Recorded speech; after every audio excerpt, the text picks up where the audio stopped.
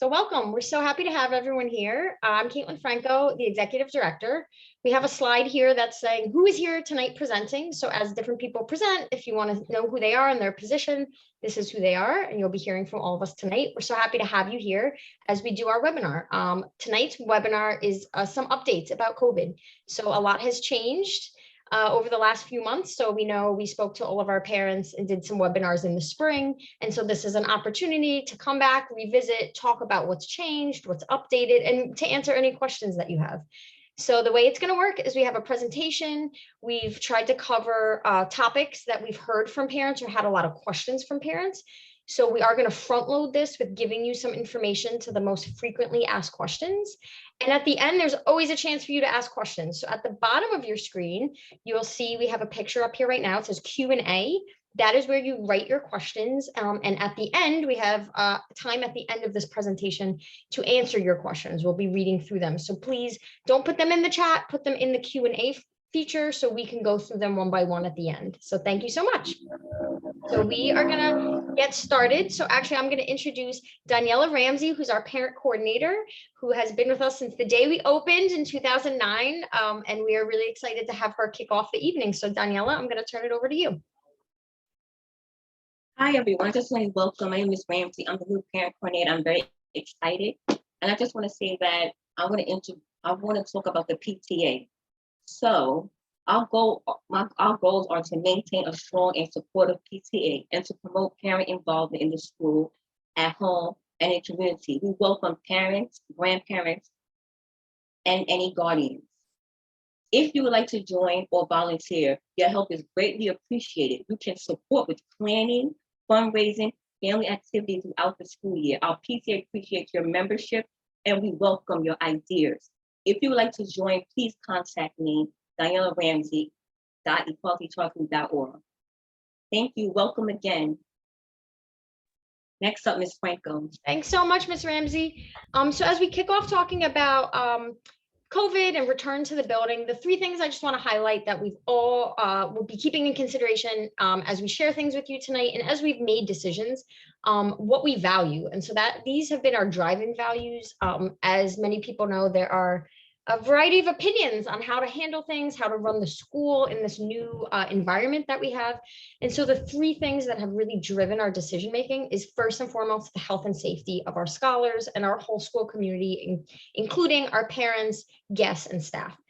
Second is quality instruction and academic social experience. So it's really important to us that we are prioritizing what's going to ensure that our scholars are having the experience that we want them to have at school and getting the skills that they need. And the last is sustainability for continuity. So we're looking to have a continuous experience for our scholars this year. And so one of our goals is to have the least amount of interruptions to that experience that we can have. And so that has been another driving factor in our decision making. So with that said, we are actually going to get right into the topics. And so I'm going to start. Mr. Philomey, I think, had to hop off for a second. And when he joins us, I will turn it over to him. But the first slide is just to talk about social distancing. So social distancing in the rooms. So we are authorized to have 24 to 26 scholars per classroom based on the capacity reports and social distancing guidance. And so that is what we've been following in our classrooms. We do have plexiglass available, so that is something that is optional. So scholars can use plexiglass as an additional precaution in any of their classrooms. It is available. So that is something that is an individual choice for scholars. And so if you would like your scholar to use plexiglass, they can ask their teacher, and it's available at every classroom. The last bullet point here is just to highlight that there are some exceptions to that 3 feet social distancing rule. So that's PE, sports, activities that might require mask removal, eating, drinking, activities such as that. And so there are exceptions that are allowed under social distancing guidance. And that's something that, you know, if you ever have questions about how we do something or decisions that are made, please feel free to reach out and we can definitely walk you through that specific scenario. So Mr. Philomey is here with us. So I'm going to turn it over to you, Mr. Philomey, for the next slide. Thank you so much, Ms. Franco. As Ms. Franco just went over, We definitely have a lot of things put in place. We've learned a lot of lessons over the past year in terms of how to accommodate our students in case of an emergency, and to also ensure that we're keeping everyone safe. So I know Ms. Franco just discussed social distancing. I'll talk a little bit about the instructional program.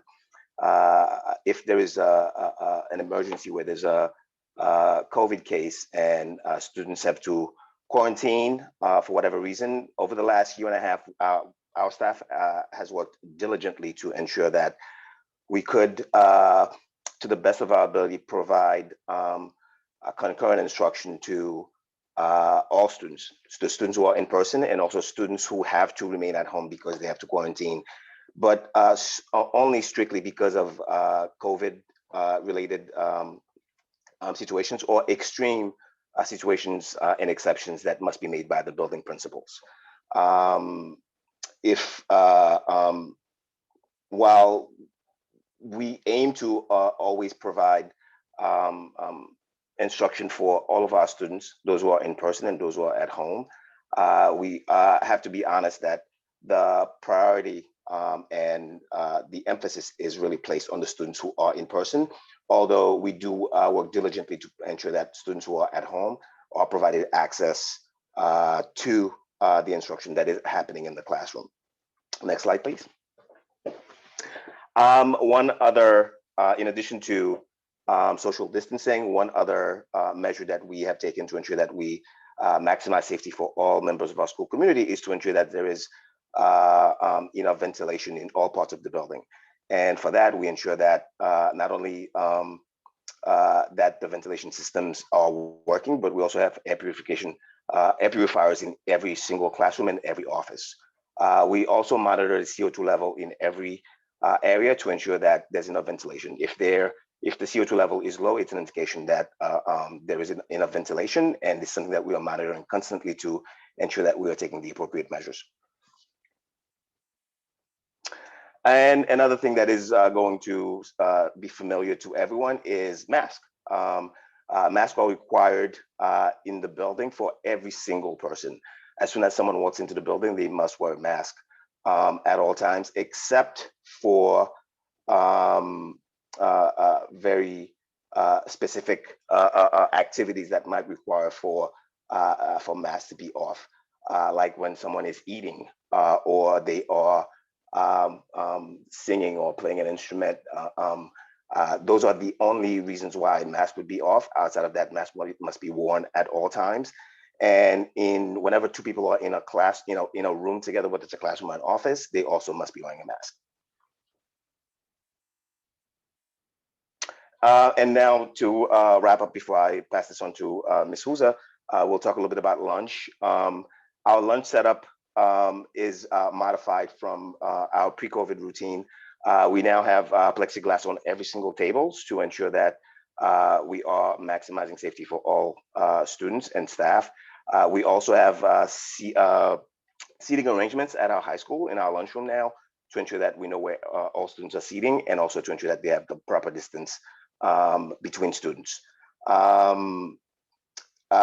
With that said, I know the setup for high school and middle school is slightly different, so I will turn this over to Ms. Huza, who will speak a little bit about the middle school setup for lunch.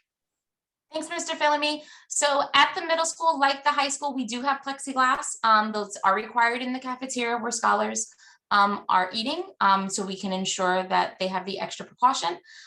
Scholars who are eating, whether it is school food from our cafeteria or food brought in from outside, have designated seating in the cafeteria or auditorium based on the space allotments during our lunch periods. And then also scholars who are not eating are kept more than 6 feet apart from those eating to prevent close contact from those without masks on during lunch. And so we're trying at the middle school, because our auditorium and our cafeteria are so close together, to keep scholars who are not eating in a separate space and or a separate section of the auditorium to again reduce the amount of exposure. And I'm going to pass it over now to Mr. Daly, our Chief Operating Officer. Good evening, everyone. Good evening, everyone. Hope you're doing well. I'm going to talk about screening and testing. We sent out surveys to the parents and And factoring the surveys from the parents and some of the some of the standards that we see across different charter schools, we settled on testing approximately 20% of the population at each school site.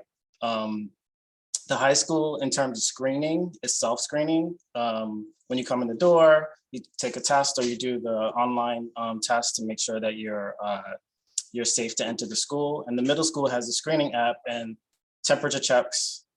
Sorry, let me start again. The high school is self-screening in that you have to be prepared to walk in knowing your status, whereas the middle school has a screening app and there's a temperature check at the front door. You'll have our safety agent who will actually walk you through those steps to ensure that you've actually done the screening app and also take your temperature at the door. Next slide, please. With respect to parents accessing the campus, we are now mandating that all parents and guardians be fully vaccinated to come into any of the campus buildings. We have a few exceptions, specifically with respect to responding to a medical emergency, or obviously if you want to register your student. We have exceptions in terms of your vaccination status, but you're going to be limited to a very specific space when you are actually doing the registration or when you're responding to an emergency. Next slide, please. With respect to all other guests with no exceptions have to be 100% vaccinated. And they also have to show proof of vaccination before they come in the building. We want to make sure that safety is our first priority and that no one enters the building unless they're monitored and screened. And we also are requiring that they wear the requisite PPE when coming in, i.e. they should be wearing their masks at all times. I will hand this over to our Chief Financial Officer, Gabriel. Thank you so much, Mr. Daly. I'm Gabriel Park, CFO, and I want to speak for a moment about what documentation we are using to guide our decisions regarding COVID cases that we encounter. The Health Considerations Guide 2021-2022 really details out the steps that we take when we're confronted with a variety of different situations. Specifically with positive cases, those can come to us from a few different ways. There could be a person that gets a positive COVID test over the weekend and then doesn't come to school, but we still have to track the close contacts and make sure that anybody they may have exposed is notified. That's one way. Another way is somebody may develop symptoms in the school, and that's a suspicious, it might be COVID, it might not be, but that's something that we, again, refer to the Health Considerations Guide 2021-2022 to determine our steps. And then there are cases where we get a confirmed positive case from a person that might be in our program, either testing at school or just get the test results, even though they may be asymptomatic. Again, the Health Considerations Guide really details out the steps that we go through in all of those situations. In a nutshell, what we do is we call into the appropriate health authority anytime there's a positive case. So for the middle school, New York City Department of Education has set up the Situation Room. This goes back to the middle of 2020. The Situation Room's been in operation. It's well staffed. It's a call center. There's also an email function. And they give us guidance from the moment we report a positive case, and they walk us through the contact tracing and the communications to make sure that charter schools that are co-located with public schools make sure that that campus is safe. For the high school, because we're in a private space, the high school is not co-located with the New York City Department of Education public school. Our resource when we have a positive case is to contact New York State Department of Health. So that's NYSDOH. And they're providing similar guidance to the Situation Room. Their staff, they're prepared to handle our calls, walk us through the next steps for identifying close contacts, sending out the appropriate communications, and what to do next. So specifically, they help us determine who needs to quarantine. And the rules and regulations over this have shifted over the past 18 months, but they are the source of information on the latest information that New York State and or New York City Department of Education is utilizing to figure out who needs to quarantine. Similarly, they're advising on how long the quarantine is for. And also related to that, is there any ability to test out of quarantine? Is there any way that we can receive a negative COVID test and return to school in a safe manner? So when we have a positive case, a few sets of communications have to happen. The first thing that we try to focus on is an email and phone blast going out to the close contacts.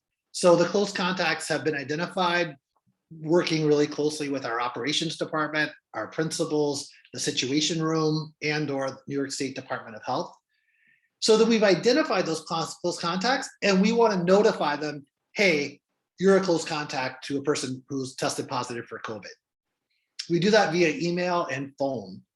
And then once we've identified and communicated to those people, we send out an email to the entire school community to let everybody know we've had a positive COVID case at the school.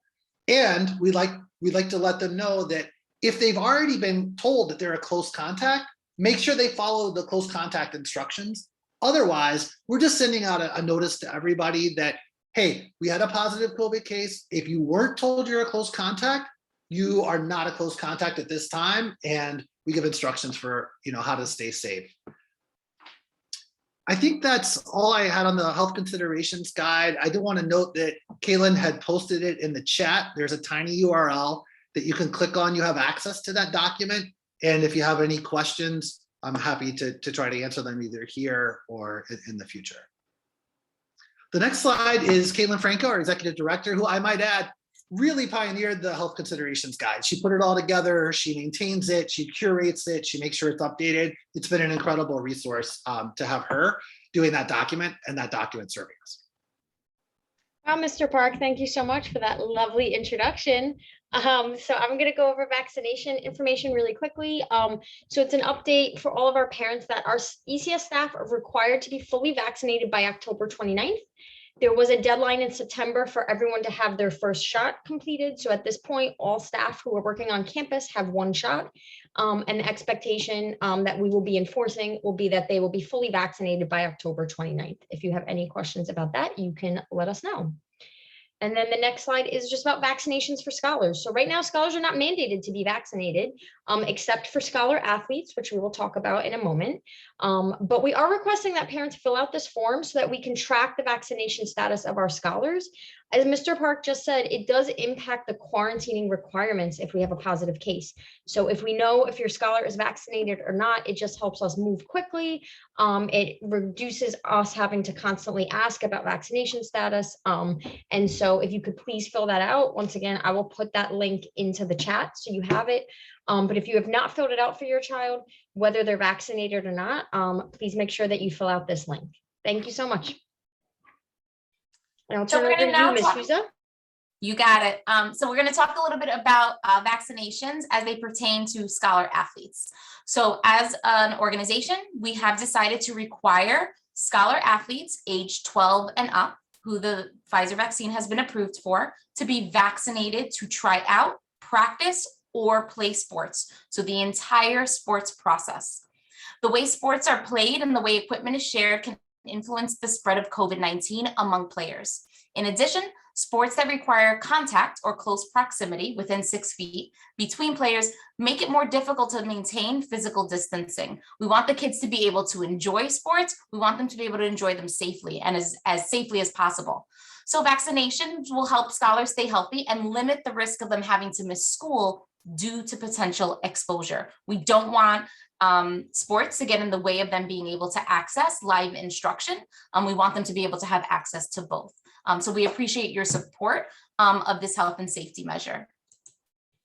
And then regarding end of year at events, if your child is a graduating 8th grader, is a graduating senior, also just in terms of field trips that might happen during the year, there will be certain end of year events that happen outside of ECS, right? Field trips, senior trips, school prom, the vaccination requirements of the venue will need to be followed. We all know that there are some places now where you cannot get in unless you are fully vaccinated and can show proof of that vaccination. We anticipate that there will be some venues that we might use that also follow this same guidance and guidelines. And so we just want our school community to be prepared, and we don't want parents to feel like their child can't participate if that's what they want them to do by moving forward with being vaccinated. We also anticipate that some of our offsite senior activities, such as our bowling trip in New York City, I know that's happening at our high school, and possibly our prom, will require vaccination per the current guidelines for large group events at private venues. So again, we're here to answer any questions that you might have around that. These aren't policies that we're putting in place, but we want to make sure that we're respectful of any of the guidance and guidelines from private venues that we might use as part of our services for senior and end of year events. If you have school-specific concerns for the middle school, you're going to send them my way. So amanda.huza@equalitycs.org.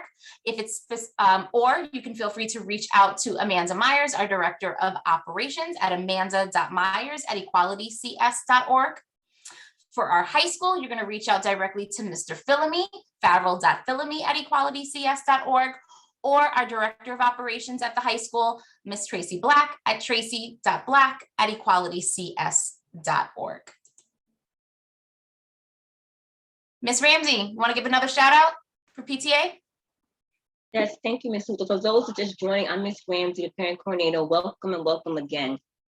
So I'm going to talk about the PTA. Our goals are to maintain a strong and supportive PTA and to promote parent involvement in the school and at home and in the community. We welcome parents, grandparents, and guardians, any guardian.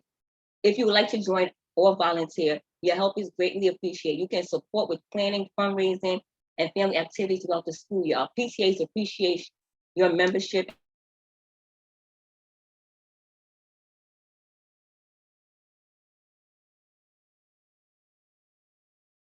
I think Ms. Ramsey just got Like to frozen. join, please reach out, email me. Feel free, reach out to me. Have a good night. Thanks so much, Ms. Ramsey. So at this point, we are actually going to go to Q&A. And so I just want to remind parents, actually, Ms. Souza, can you go back to the original slide just to show people how to submit I'll turn it over questions? to Ms. Franco. Thanks, Ms. Ramsey. So for parents, if you have any questions at the bottom of your slide right here, you can see there's a Q&A feature where it says Q&A. You could submit your questions there and we're going to start to answer them. We have 2 questions right now, but we'll go a little slow. So if anyone needs a minute to type their question, you can do that. So the first question I'm going to give to you, Mr. Park, and it asks, how do you identify the close contacts? So I was hoping you could take that one. Yeah, that's a great question. And I can give you a breakdown of the factors that are involved. Basically, for every positive COVID case, we work with test and trace to help us identify the close contacts. And test and trace works off of 3 major factors. The first factor is the distance between the individual who tested positive for COVID and the distance between that person and other people. The second factor is the amount of time of being within that distance. And then the third factor is the situation or the context in which those people were interacting.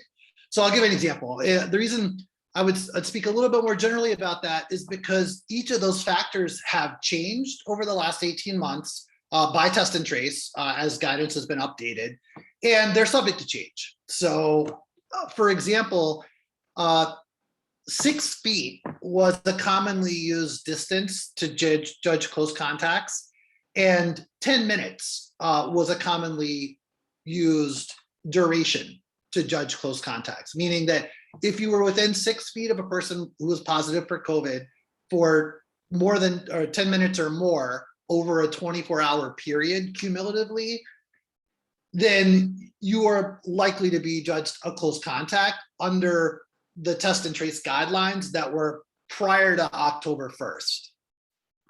In October, the regulations have been changed to identify the amount of space as 3 feet, and the amount of time is still 10 minutes cumulative. I would say that the third factor regarding the context has been important, because at one point, Test and Trace was saying, well, if the context is that you're in a cafeteria eating with your mask off, then maybe we're using 6 feet, even though everywhere else we would use 3 feet. Or if you're in gym doing heavy exercise and breathing in and out, maybe it's 6 feet instead of 3 feet. So I can also offer that on October 19th, we received updates to the situation room policy. October 19th was yesterday, just as an example of how it is an evolving set of guidance. But the situation room noted that for students in grades K through 12, if all students have been fully masked in the classroom, then only students who have been within 3 feet of the positive case are close contacts and need to quarantine. So again, those are subject to review by Test and Trace. We get guidance from Test and Trace on every case. And then I think the other part of the question, which is important, is, okay, we understand how to, what the rules are, but how do you operationally identify it? And that's a real feat that operations and the principals have gotten very adept at. What they do is they analyze the seating charts and the attendance records of every class that the positive person, the person who tested positive for COVID, was in during the exposure period. And that exposure period is identified by either the Situation Room or New York State Department of Health, depending on which resource we're allowed to use. So the principal sits down with operations department, manages that through our attendance records, looks at the seating charts, verifies it with the teachers and other relevant parties that would know. We come up with that list of close contacts and we submit that to Test and Trace to review it and guide us on, those factors that I mentioned, the amount of time, the distance, and the situation or context. So I hope that answers your question. It is complicated, and I'm happy to try to answer more. Thanks so much, Mr. Park. So we are going to go to the next question. And so the next question is about senior activities. And so I'm going to ask Ms. Hooser or Mr. Filmy if one of you want to address it. So it's not really a question, it's a statement, but maybe you can just address it. So it says senior activities should be as inclusive as possible, and venues that allow negative test results to suffice should be researched and presented as options. So I don't know if one of you wants to just kind of address that a little bit. I can feel that. That is a very good question. And this is something that we have looked into in terms of options that allow as many of our students as possible to participate in events that will surely be memorable in their lives. What we found is venues in New York City in general right now are asking for vaccination. So that's why we are communicating this as early as possible to inform parents to be ready for this eventuality.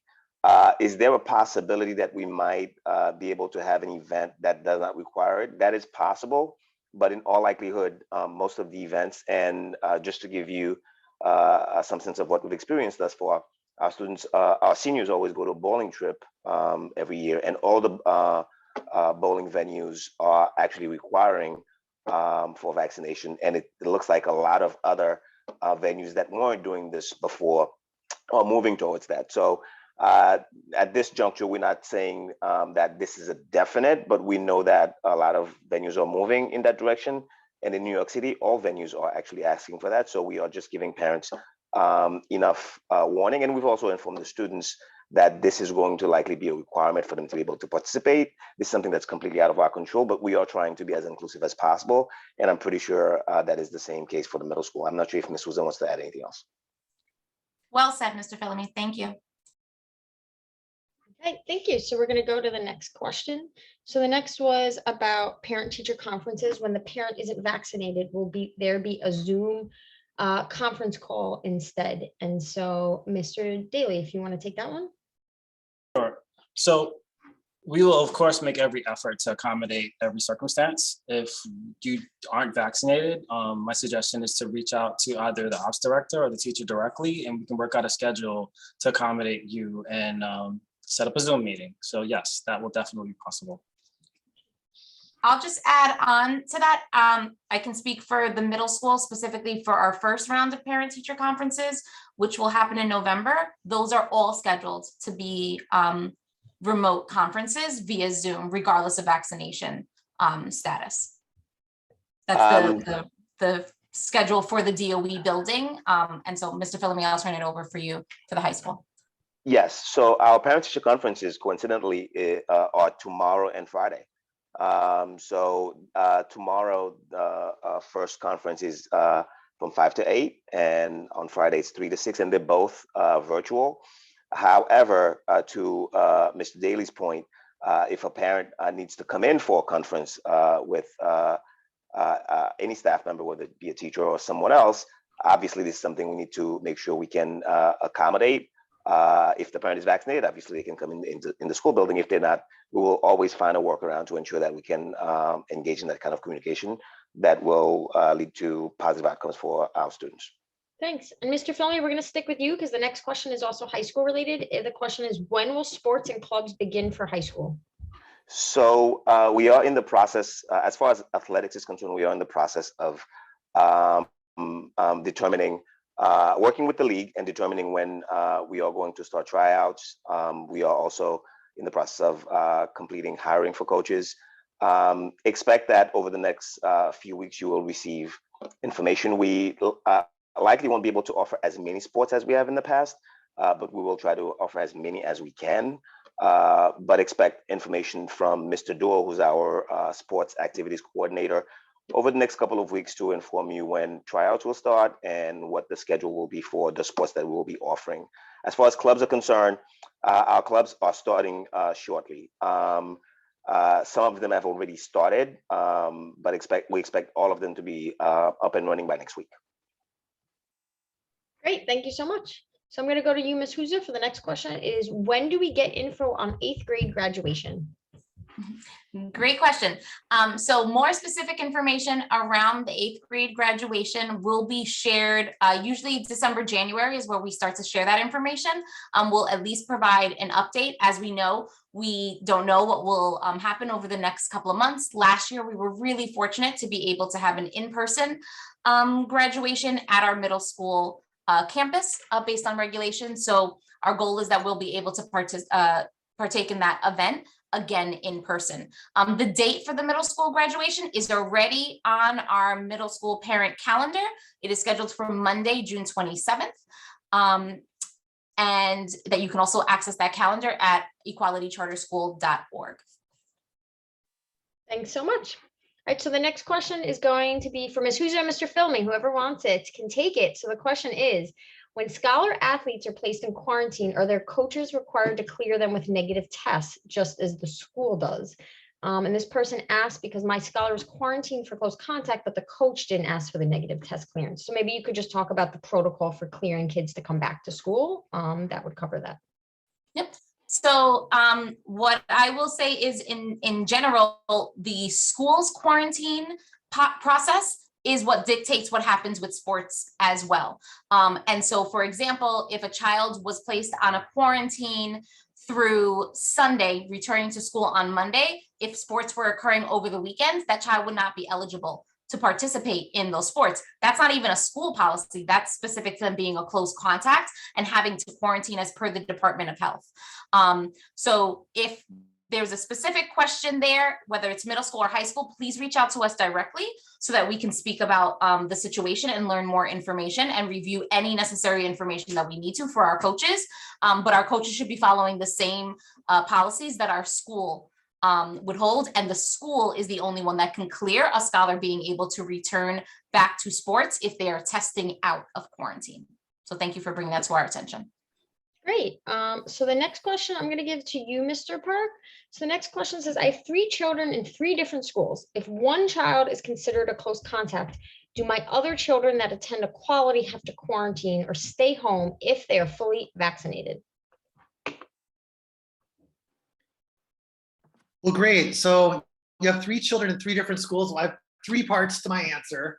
The first part is whatever test and trace has identified or told you, that overrides anything else I'm going to say. So the second part of my answer is this is the most frequently asked question that I've had over the last 14 months from staff, scholars, family members. And every time I send that information, I ask that question to the situation room, because I've learned, if I've learned anything, I've learned that the guidance constantly changes and I never know what to expect. I try not to take it for granted. Which brings me to the third part. The answer that has been consistent over the last 14 months from the situation room and our other authorities is that this is identified as a contact of a contact. So if you have one child who's been identified as a close contact, it's safe to assume that the other children are in close contact with that child, right? But as a contact of a contact, there is no quarantine or stay at home, regardless of vaccination. And again, I would say if you've heard anything else from Test and Trace, if they've identified any of your children's close contacts specifically, go with that. Again, if I got this question tomorrow in a real life situation, I would call the situation room because the guidance constantly changes. But over the past 14 months, it's been a consistent answer that a contact of a contact doesn't quarantine. Thank you so much, Mr. Park.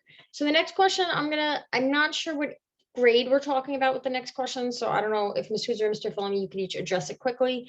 What is the solution for children in the mornings? It's hard for students to be standing in the cold. Why can't they go? Why can't they go to their classes and sit until start time? So if one of you wants to take that one. So I can start. I can speak to our procedure at the high school specifically, and if there's anything Ms. Susan wants to add, yes, she can do that as after I'm done. So at our high school, we open the doors at 7 a.m. So if a student arrives at 7 a.m., the doors are open for them to actually come inside the school building. Prior to that, it's a supervision issue. Our staff members are not there to be able to supervise the students prior to 7 o'clock. So anytime after 7, students can actually come in the school building and sit and have breakfast and wait until their first period class. I'm not sure if there's a question that's very specific that the person would like to ask about high school. If it's related to high school, you can reach out to me directly, and I'm happy to discuss that with you. Ms. Souza? I'll add on with the middle school, being that we're in a co-located shared campus, there are a couple of additional steps that we have to go through in terms of having scholars in the building. Our building doesn't even open until 7 a.m. and there are times in which the school safety agent is not present. And so we want to make sure that if at the point that we have scholars in the building, that we can provide appropriate supervision and of course, be able to still stick to our entrance procedures around screening in order to make sure that they're entering the building safely.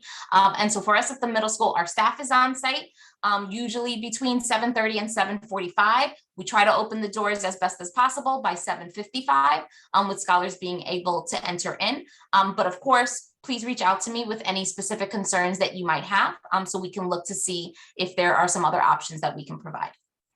Thank you so much. So the next question is going to go to Mr. Daly. So it says, sorry if I missed this question or answer. So it's all right. We're here to repeat things that are important. The question is random testing every week or bi-weekly? So currently we test every single week. We test 20% of the population. That's not to say as this situation progresses that we may adjust or change our minds, but currently it's every week. Hope that helps. And then Mr. Daly, just to confirm, that's regardless of vaccination status for us, correct? The 20%? That's correct. Thanks so much. So this could go to, I guess, Ms. Hooser or Mr. Philamy. When the scholars are on quarantine, do they have online school for them? Yes, they do. So you'll receive from the middle school, there's a document that goes out, teachers posted as well on Google Classroom that has access to all the Zoom links for scholars. So that they can receive instruction from their teachers. Great. So the next question for Mr. Daly is about testing. If the student was tested elsewhere the same week, does the student, and they're selected for testing at the school, would they have to be tested again? Well, I think it depends on timing, and we generally do our testing on Mondays. So we'd most likely have done our testing before this incident would have occurred. So I don't think there'd be a situation where you'd pre-test and, you'd let us know so that way they could avoid the test. Having said that, if you test on the weekend and it's within the 72-hour period, feel free to contact either myself or one of the ops directors. And if you want to opt out of the random screening, and it is random, your child may not be picked. We can accommodate that. We'll have a conversation. Okay, so we're gonna go to the next one. So it says if the student, so the next was when are clubs and sports starting for the middle school? So that is for you, Ms. Souza. So we actually started flag football. We're really excited about that. I know that upcoming next is, I think, basketball. Mr. Zaire Kaur, who is our 8th grade dean, is serving as our athletic coordinator for this year. So if there are any specific questions about sports, those can be directed to him, and you can find his email via Teacheries. And then in terms of clubs, some clubs are offered through MMCC. I thank our middle school family so much for their patience and flexibility. I know that usually by this time we would have 100 scholars in MMCC, and that's just not the case at this point because they're also struggling in terms of staffing because of vaccination mandates. But we are also looking to begin after school intervention.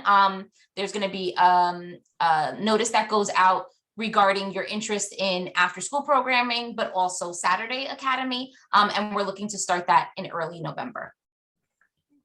Thanks so much, Ms. Souza. Next question is for Mr. Philamy. Will trips and prom be limited to students and staff only, meaning no chaperones? I'm assuming the chaperones refer to parents, and the answer would be no. Any trip right now or event would be supervised by our staff. If through the PTA there was something special we wanted to do, this is something that would be out of the norm, but typically our events and trips are supervised by our staff, and so students and staff are the only ones who attend. Thanks so much.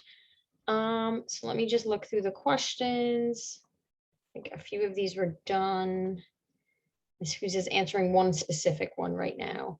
So the last one is from Ms. Torres. Are the teachers and staff a part of random testing? So I can answer that quickly. So yes, so our entire school population is part of the random testing, and we teach 20% of our entire population, both vaccinated and unvaccinated, every week. And so I know Mr. Daly had said you could submit if you wanted to reach out to get your child exempt from testing. Right now, we actually haven't been exempting anyone from testing. So all of our staff and scholars are required to be part of the pool for testing on a weekly basis. And so that's something we plan to continue to do at this point. A lot of our parents filled out a survey about random testing, and so we are keeping consistent as we move forward. So at this point, I don't see any other open questions. So I think actually, Mr. Park, you said you had one more thing you wanted to add on? Yeah, I wanted to clarify one of the points about the contact of a contact question. This was the most frequently asked question. And the clarification that I wanted to make is that in a situation where you're a contact of a close contact, you don't have to quarantine as long as you don't have any symptoms. So that's just a really important point that the Situation Room has been really consistent about, that a contact of a contact who doesn't have any symptoms is cleared to return to the building. But that's just an important thing to look out for. If there are symptoms, you want to get tested. You won't be able to screen into the building. And so I don't want you to feel like you're all clear. If you have symptoms, then you should get. Thanks so much for clarifying that, Mr. Park. So at this point, I don't see any other questions. Oh, a few more came in. All right, we're going to keep going. We still have 14 minutes. So please make sure you put your questions in. So the next, it said, did your child cannot opt out of random testing at this time? They will have to be tested with the school personnel. So at this time, yeah, if you have a specific question about your child, you can definitely reach out. I'll make sure I put the contact information for your building contacts. But at this time, our whole population, scholars and staff, are part of our random testing, and we test 20% of our population every week. So if you have any specific questions about that or want to request something specific, please make sure you send an email out. I'll make sure to copy and paste the email addresses again now. Another question, it said, if a student previously tested positive, are they exempt from the random testing for 80 days from their initial test, since it is said they may show positive for 90 days? So I know, Mr. Park, you've handled that a little bit. We've had some questions about that. Are you able to answer this one? Yeah, so I understand the question is, if the student previously tested positive, are they exempt from the random testing for 80 days after the initial test? I don't know the answer to that. I'm not sure if the random testing exemption applies in that situation or not. Okay, so I mean, I can answer it. So there's definitely, we don't exempt kids from that, or any staff or anyone from testing, from the randomized testing. If for some reason your child had been positive and showed up positive, that's something that we can always address one-on-one. But at this point, everyone, who's at our school each day is put into the randomized pool for testing. So that's, I'm gonna give a few more minutes. I'm gonna put the email addresses in just while we wait to see if there's any other questions. So the email addresses, I just put in, so those are the addresses for your building principals. And then also the director of ops. So the director of operations at each school handles the testing. So if you have a specific question about the testing at the high school, at the middle school, you have Amanda Myers and her email address is here. And at the high school, you have Tracy Black. And so both of their email addresses are here.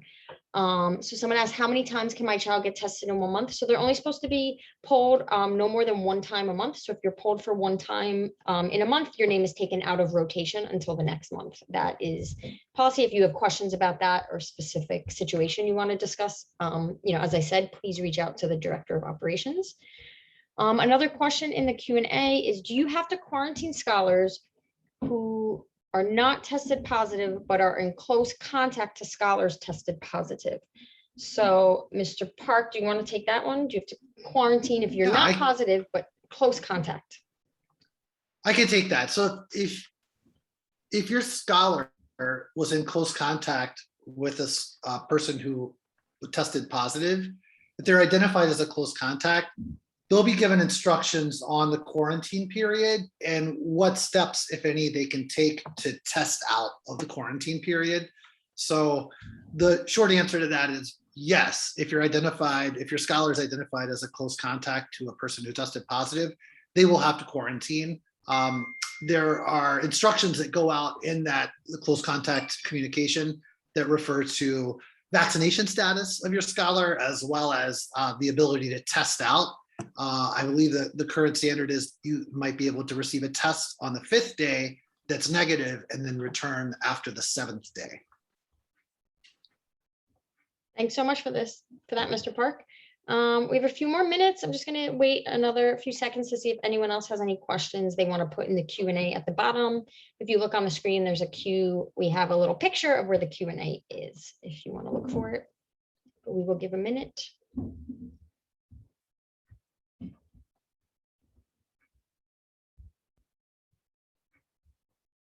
Okay, I don't see any questions at this point. So I think we're done for the night. Once again, in the chat are some contact emails. So if you have questions that pop up after this webinar, feel free to reach out to us and ask your questions. And we thank you a lot for your time tonight, and we hope to see you all soon. So thank you. Have a great night.